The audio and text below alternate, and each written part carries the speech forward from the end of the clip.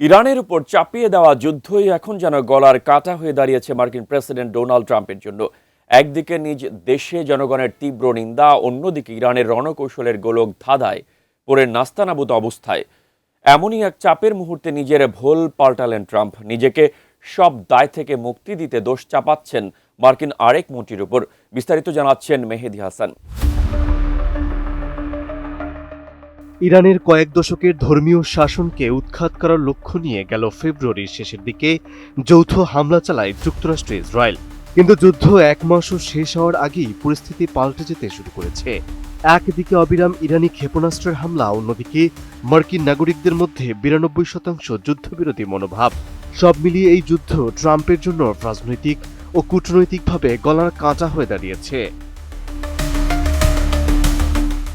এই পরিস্থিতিতে ট্রাম্প নিজের উপর থেকে সব দায়ভার সরিয়ে মূল দায় চাপাচ্ছেন প্রতিরক্ষা মন্ত্রী পিট হেগসেথের উপর।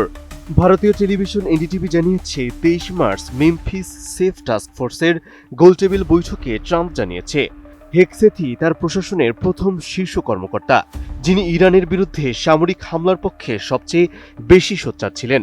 ট্রাম্পের মতে মার্কিন প্রতিরক্ষা মন্ত্রী প্রথম এই অভিযান নিয়ে কথা বলেছিলেন, কারণ ইরানের কাছে পরমাণু অস্ত্র থাকতে দেয়া যাবে না। উন্নত মানের কাঁচামাল, আরআইএল অ্যাঙ্গেল এন্ড চ্যানেল। এখন কাঠের দিন শেষ, আরআইএল এর বাংলাদেশ। অন্যদিকে 2026 সালের 24 মার্চ পর্যন্ত সর্বশেষ তথ্য অনুযায়ী মার্কিন সংবাদ মাধ্যম সিবিএস নিউজ এবং গবেষণা সংস্থা ইউগভের একটি যৌথ জরিপে এক চাঞ্চল্যকর তথ্য সামনে এসেছে। গেল 22 মার্চ প্রকাশিত ওই জরিপের ফলাফলে দেখা যায়, আমেরিকার 92% নাগরিক চলমান ইরান সংঘাত যত দ্রুত সম্ভব শেষ করার পক্ষে মত দিয়েছেন। মার্কিন বিশ্লেষকরা মনে করছেন, ট্রাম্পের এই পদক্ষেপ মূলত দেশের অভ্যন্তরীণ ও আন্তর্জাতিক চাপের কারণে নেওয়া হয়েছে।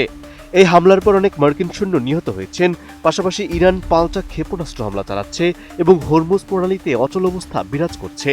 সব মিলিয়ে এই পরিস্থিতি ট্রাম্পের যুদ্ধজয়ের ইমেজে বড় ধাক্কা দিয়েছে। দেশটির অভ্যন্তরীণ রাজনীতিতেও প্রবল চাপ তৈরি হয়েছে। বিভিন্ন জরিপে দেখা গেছে 59% নাগরিক এই হামলার বিরোধী এবং 74% মানুষ স্থল সৈন্য পাঠানোর পক্ষে নয়। ট্রাম্পের সবচেয়ে বড় বিরোধী দল কংগ্রেস যুদ্ধকে বেআইনি বলে চিহ্নিত করেছে এবং $200 বিলিয়ন তহবিল নিয়ে তীব্র বিতর্ক চলছে। এইসব সম্মিলিত চাপের কারণে ট্রাম্প প্রতিরক্ষা মন্ত্রীর উপর দায় চাপানোর চেষ্টা করছেন, এমনটাই মনে করছেন বিশ্লেষকরা। সর্বোপরি ইরানের উপর চাপিয়ে দেওয়া যুদ্ধ ট্রাম্পের জন্য একটি বড় রাজনৈতিক কূটনৈতিক জটিলতা তৈরি করেছে।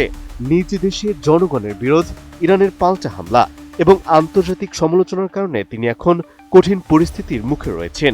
এই সমস্ত পরিস্থিতি ট্রাম্পের রাজনৈতিক ভবিষ্যৎ ঝুঁকির মুখে ফেলেছে। মেহেদী হাসান, এটিএন নিউজ।